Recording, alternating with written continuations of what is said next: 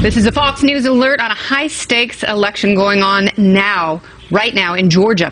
It's the race between Democrat Jon Ossoff and Republican Karen Handel in the most expensive House campaign in history. And Washington is watching. This is Outnumbered. I'm Kennedy, and here today, the co-host of After the Bell on the Fox Business Network, Melissa Francis. Chief legal correspondent Shannon Bream is here, as well as FBN anchor of The Intelligence Report, Trish Regan, and of course today's hashtag one lucky guy, the luckiest. He's a former Trump Transition Executive Committee member and the founder of Skybridge Capital. It's Anthony Scaramucci, and he is outnumbered. Mooch. Great to be here, guys. Yeah, you don't seem too disturbed to be the man in the middle. Who's going to win the election?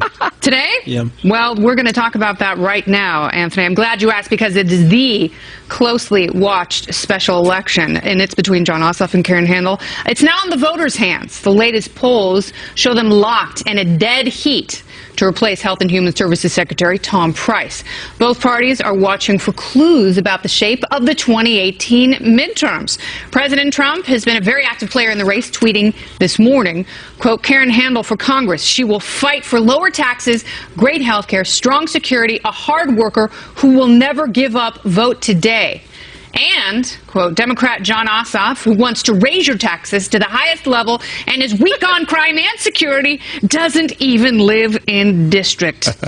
All right, let's go to Jonathan Serra. He's live at a polling station in Atlanta. Jonathan.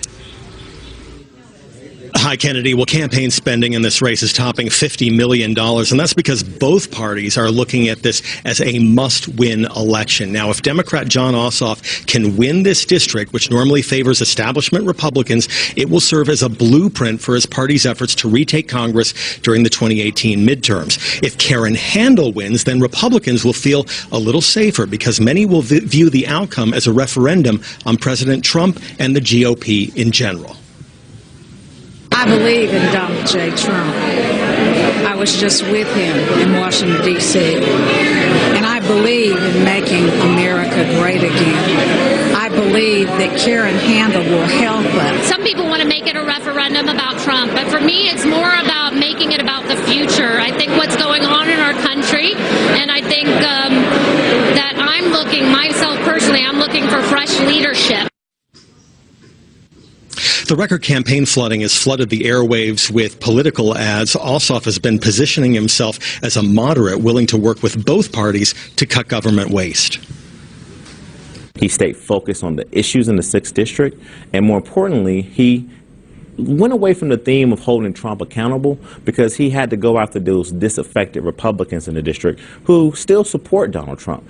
My opponent doesn't live here, doesn't share our values. He's raised millions outside of Georgia from Nancy Pelosi and outsiders who just don't share our priorities. And Karen Handel's ads have been trying to link her opponent to the more liberal wing of the Democratic Party. Now, as this high-profile race plays out here in Georgia, a much less expensive, lower-profile race is taking place in the 5th Congressional District in South Carolina. This is a race to fill the seat of former Congressman Mick Mulvaney, who joined the Trump administration as his budget director. Kennedy, back to you. All right, that's right. There are 2 races underway, but it is the one in Georgia. Thank you so much, Jonathan. Anthony, I will turn to you because it is this Georgia race that has the nation transfixed right now, as though this may be the bellwether. Democrats are hoping that it's a tipping point and it sends a big message to donors and their party that they're going to make big gains in 2018. What does the race say to you? Well, listen, it's tighter than I would like to see it. I do think that Handel's going to win, and I do love the president's tweeting because you can tell when he's copywriting his own tweets just by the way he says certain things, like higher taxes to the upper level and these sorts of things. And so I think that this is not going to be the playbook for the future, by the way, because you're not going to be spending $50 million on these sorts of races in 2018. I just don't think that's going to happen. And so, yes, it's a litmus test in some ways, but I do believe that she will win, and then it'll go back to the status quo in that area, and so I don't think it's that big of a deal. But it should be a more comfortable margin for her, Melissa. I mean, this is a traditionally Republican district. Mitt Romney won by 24 points back in 2012. The president, not a traditional Republican, had a harder time. And, you know, there are a lot of these races, some of these special elections across the country that have been tighter than Republicans want. What is going to be the tipping point here? Well, they'll make the point that he didn't campaign there, and, you know, that's why it wasn't a huge victory for him.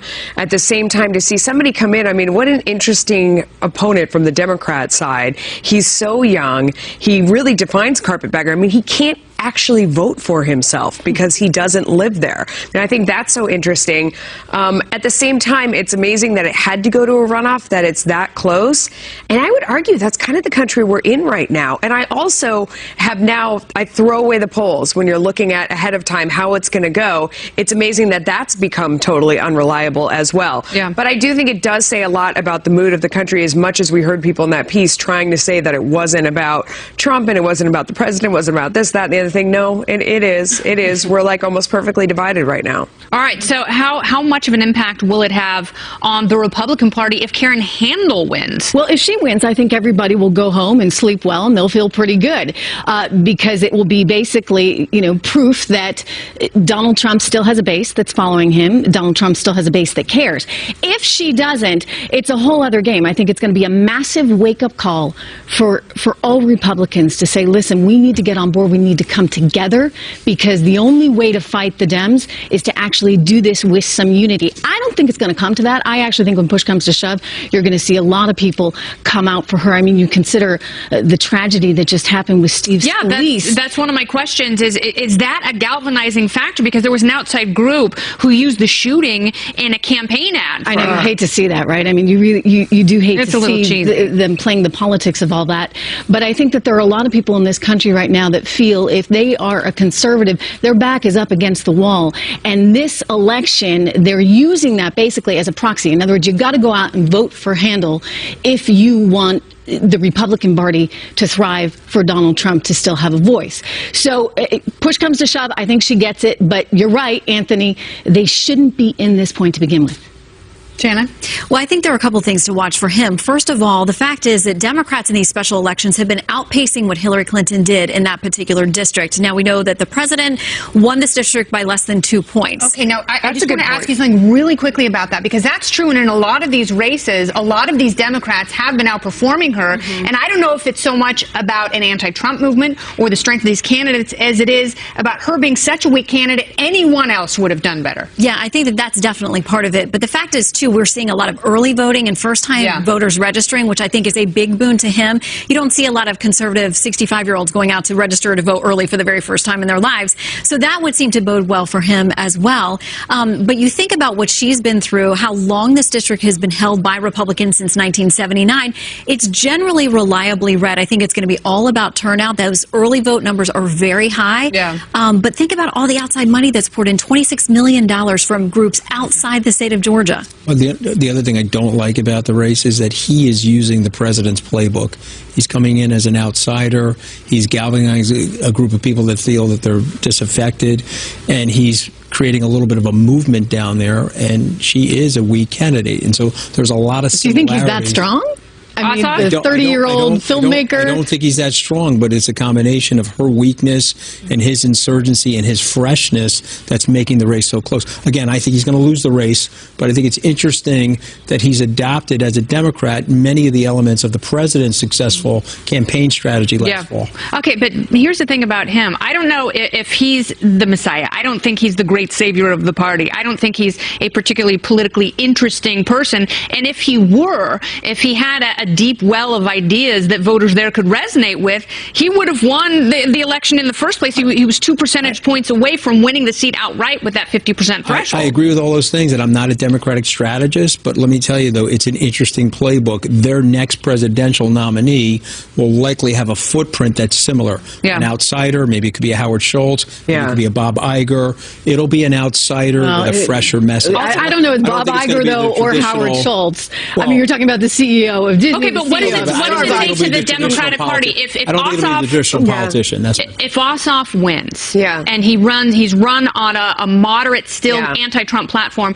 what does that say to the Bernie Sanders, Elizabeth Warren wing of the Democratic Party? Do they have to lop off that part of the playbook? I don't know if they have to lop it off, but it would definitely send a strong signal, because here you see somebody who's pushing this idea. They're young, they're fresh, they're moderate. I mean, we've had the whole discourse going between, and this always is what happens when a party loses power. Do you go to the extreme side? Do you go towards the center? He feels like, at least from what he's saying and how he's playing the campaign, I know people take issue with his issues to say that he's really like this, but he comes across as moderate. I mean, he talked about that. I can work with people from both sides of the aisle.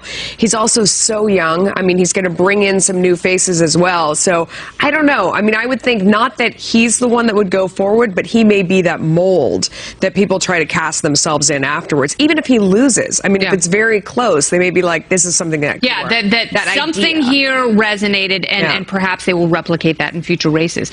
Well, of course, you see 4 naughty substitute teachers on the couch, and that is because our beloved Harris Faulkner, Sandra Smith, and Meghan McCain are all in Vegas without us on assignment. What? How did that happen? Why did they go without us? What's up with that? I guess the party plane wasn't big enough, but the couch is for all of our coverage, our issues, and our adoration. All right, and the coverage, of course, doesn't stop here. We're going to be following the Georgia special election and the race in South Carolina. Remember, 2 of them going on today. It's happening all day and into the night as we get closer to the final tallies. Brett Baer will host a late edition of Special Report at 11 p.m. Eastern. That's right here on the Fox News Channel.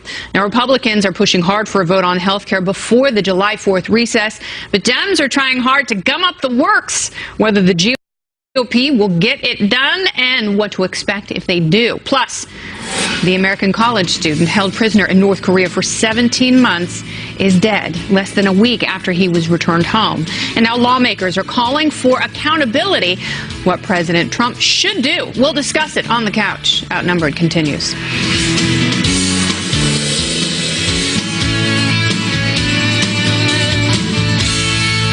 Well, the battle over health care is intensifying. Senate Republicans reportedly planning to vote on a repeal of Obamacare next week. That's according to Politico, which also reports lawmakers are expected to see the text of the bill by the end of this week. Meantime, Democrats went to the floor last night, holding on to protest the GOP's closed-door negotiations.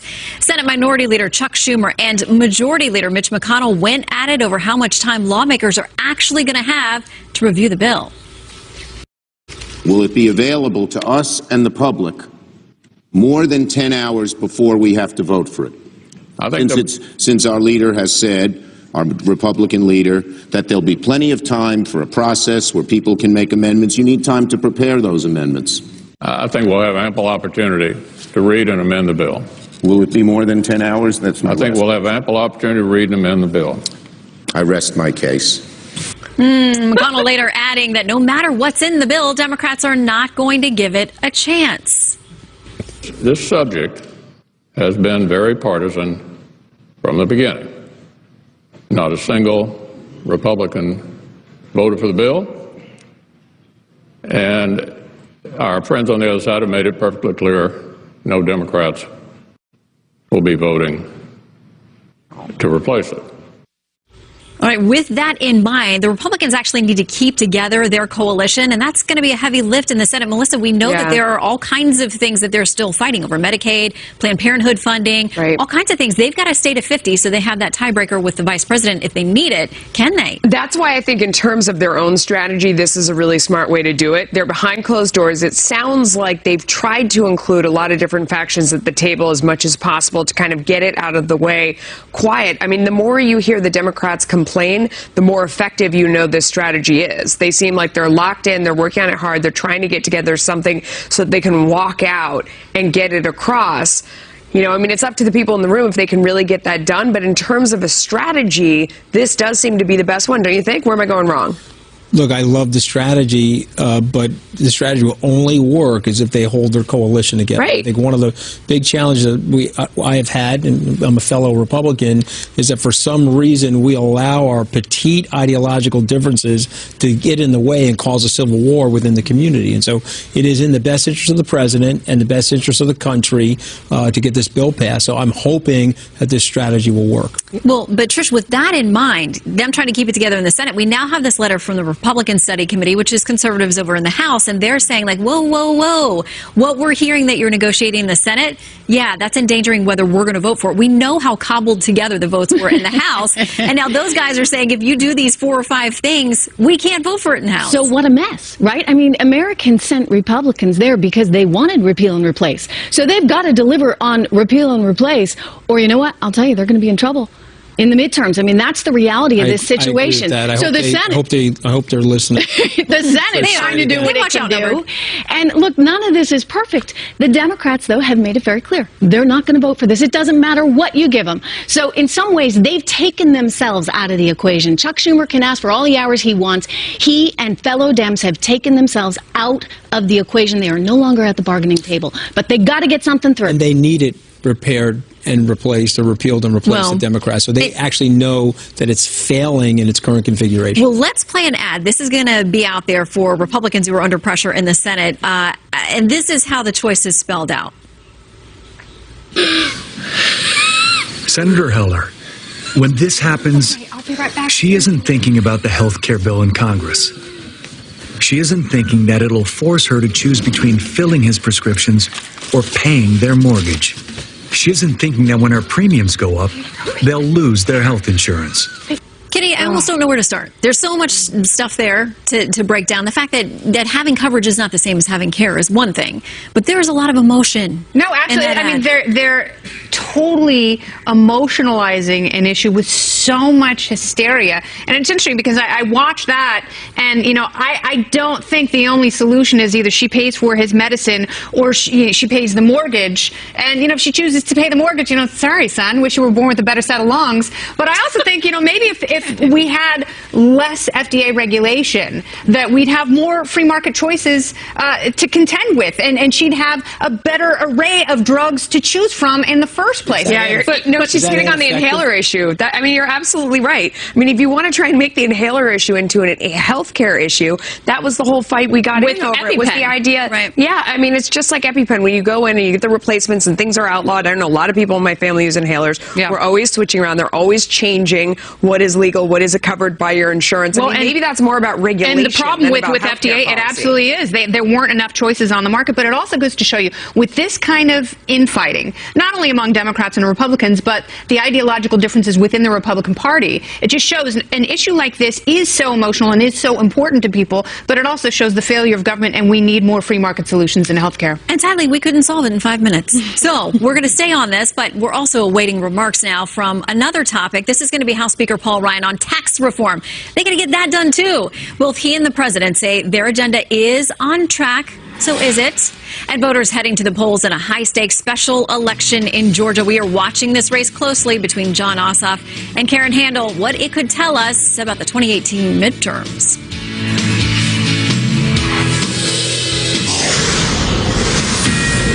Fox News alert for you now. We are awaiting House Speaker Paul Ryan preparing to take on a hot-button issue. Ryan said to address a group of manufacturers in Washington in what his office is calling a major speech on tax reform. The House Speaker will reportedly be pushing lawmakers to overhaul the tax code by the end of the year, fingers crossed, despite political divisions that have delayed much of President Trump's agenda. A discussion on that is straight ahead. In the meantime, growing calls to hold North Korea accountable for the death of an American college student. Otto Warmbier died yesterday, just days after he was returned home unresponsive, following 17 months in a North Korean prison. Warmbier was sentenced to 15 years hard labor for allegedly stealing a propaganda poster, and now President Trump is weighing in on his death, saying what happened was a disgrace. Listen. It's a total disgrace what happened to Otto. That should never, ever be allowed to happen And frankly, if he were brought home sooner, I think the result would have been a lot different. I spoke with his family. His family is incredible, what they've gone through. But he should have been brought home a long time ago. And those comments come after the president called North Korea a, quote, brutal regime and vowed to handle Pyongyang.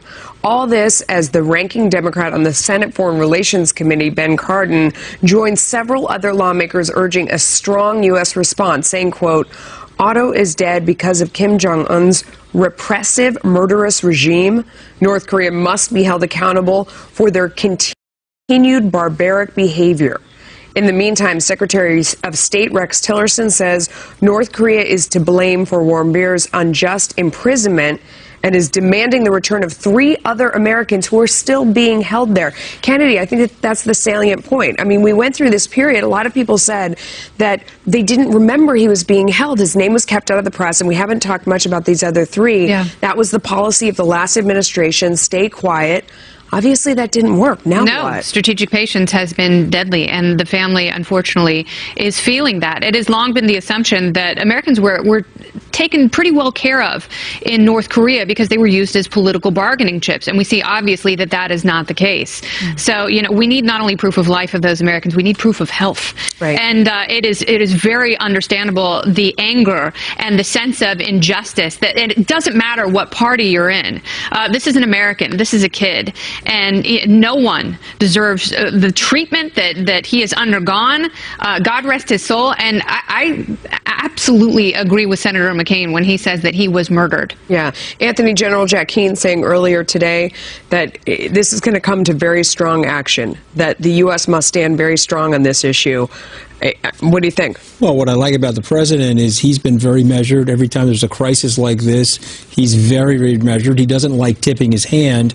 But I think there's lessons in history from this, Melissa, is that any time that you appease a repressive, autocratic regime, you get results that you're not looking for. And so if we don't take countermeasures now, something worse will happen in the future. And that is something that we learn from history. Just think about all these regimes that people tried to use strategic patience, or in the case of the Obama administration, unstrategic indifference is leading to this sort of problem. Trish, the quote I was looking for was, it will strengthen our resolve that we really have to do something once and for all about this regime. That could be one good thing that comes from his death. That's what the general said. You wonder what that means, right, Melissa? I mean, what do we do here? Because I'll tell you, we play by one set of rules, and the rest of the world plays by another. And it puts us very much at a disadvantage, because we actually do the right thing. It's not like we're going to take someone from North Korea and do anything like this, yet they'll do that to our people, and we have 3 Americans there now. So how do we confront this threat? I had a guest on the show just yesterday who was saying we need to go back, it's tit for tat, but we don't do that. So what are the options here? More sanctions? Get China's help, Shannon? Yeah, I think obviously China is a player here. That is without a doubt. And the interesting thing, too, is we have this new president in South Korea, newly elected, who seems to want to engage more with North Korea, doesn't want the anti-defense missile system that we were going to put in there. So it feels like a little bit of maybe 2 steps forward, 1 step back with this new election in South Korea. But pressure's got to be brought onto China. I mean, they're the key player for this whole thing. Kennedy, Ambassador Bolton also was saying earlier today, we don't want to be faced with a situation where we're looking at a missile sitting on the tarmac. We don't know what it's loaded with, what it could possibly do, or where it's headed. At that point, it's really too late.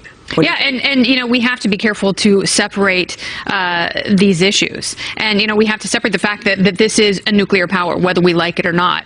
And this is a nuclear power that has grown much more aggressive and unemotional and cold in what they're willing to do. And it just goes to show you, you know, rhetoric is one thing, but this death is proof that they have no value for human life at all whatsoever. And having said that, you know, there is no easy solution. You know, it's a wonderful thing to say, well, we should go in and we should get all those Americans, but we have to take into account that, you know, they've got nukes, and they're doing whatever they can to develop the technology or buy it from Pakistan or whoever else will sell it to them to get those nukes to us. I think that's why you don't separate the issue, though. They've shown what they're willing to do with human beings and how much they don't care about human life. So having nuclear weapons in the hands of someone like that makes it so much more terrifying.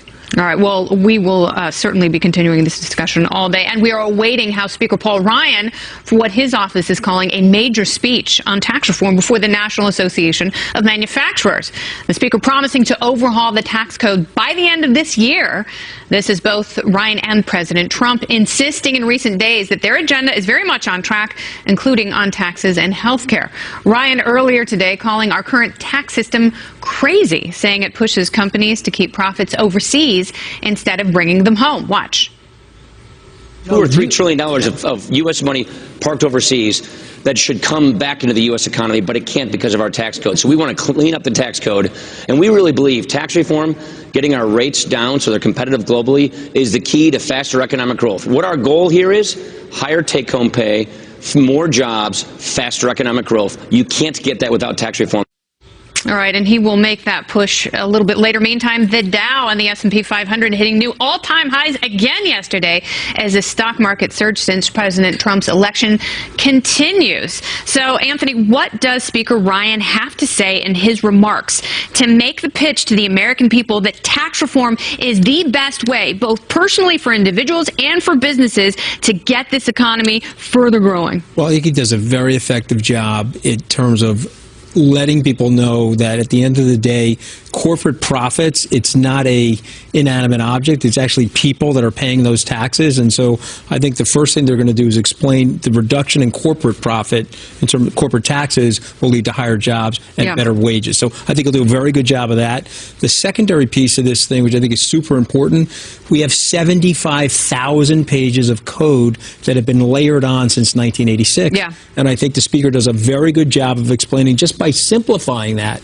And whatever the revenue characteristics are, just a simplification will lead to better understanding, better accountability, better revenues in the system, and a cleaner system. And so, listen, we're a generation plus 6 years away from the last reform. It's got to be reformed now. You're absolutely right. And Paul Ryan has called this transformational tax reform, that this is going to be once in a generation. The president wants it. Yeah, and how can he make this happen, having so many wobbles on health care?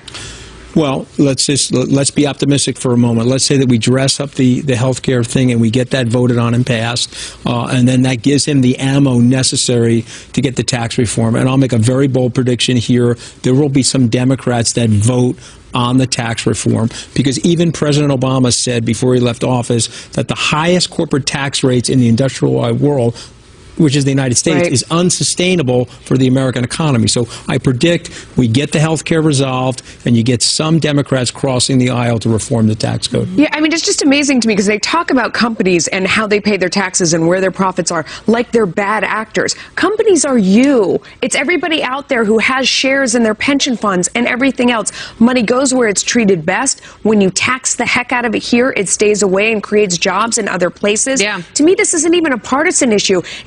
I mean, who's a better steward of your money? You or people far away in Washington where there's just waste, fraud, and abuse everywhere you look, right? No, you're absolutely right. You're preaching to the choir on this one, Melissa. You and I are on the same page, absolutely. We want the ability to control that money ourselves. You earn it, you should control it. And you know what? The same goes for corporations. And I do think that you can get some bipartisanship on this. This is one opportunity where you have that in Washington. Democrats and Republicans agree. We are taxing our corporations to death. Yeah. And as such, we are becoming increasingly less competitive. That's not what we want. You're disincentivizing. Right. Why should a company want to start overseas in Ireland instead of right here in the United States of America? Because of tax policy, we need to fix that. We need to fix it fast. And I think they can. Yeah, the need is there. Listen, the last time they did bipartisan reform in 1986, it was bipartisan. And it is something that both parties can agree that needs to happen. So we'll see if it does this time around. All right. We will see indeed. What about that Sean Spicer? Spicy. He's taken on a new role at the White House. We are told it's a promotion, but it's coming amid renewed tension with reporters who are upset about fewer on-camera press briefings, whether they have a point or are briefings not the best way for the president to get his message out. Plus, we are watching this special election in Georgia. Voters heading to the polls in the race that could tell us a lot about what to expect in the 2018 midterm. So much happening, and the only place to be a part of it is right here on the Curvy Couch. More Outnumbered in moments.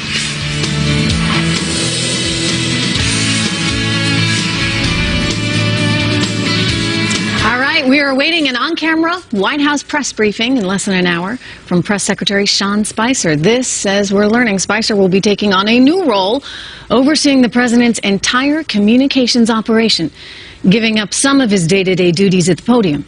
Now, while Spicer's new title is still being decided, the White House is calling it a promotion. But this comes with tension growing among reporters who are just not so happy about the administration's fewer press briefings that they've been holding in recent weeks. CNN's Jim Acosta blasting the White House just yesterday. Watch him. The White House press secretary is getting to a point, Brooke, where he's just kind of useless. You know, if he can't come out and answer the questions and they're just not going to do this on camera or audio, why are we even having these briefings or these gaggles in the first place? That's the White House behind me. The White House. And it's bizarre. I don't know what world we're living in right now, Brooke. We're standing at the White House and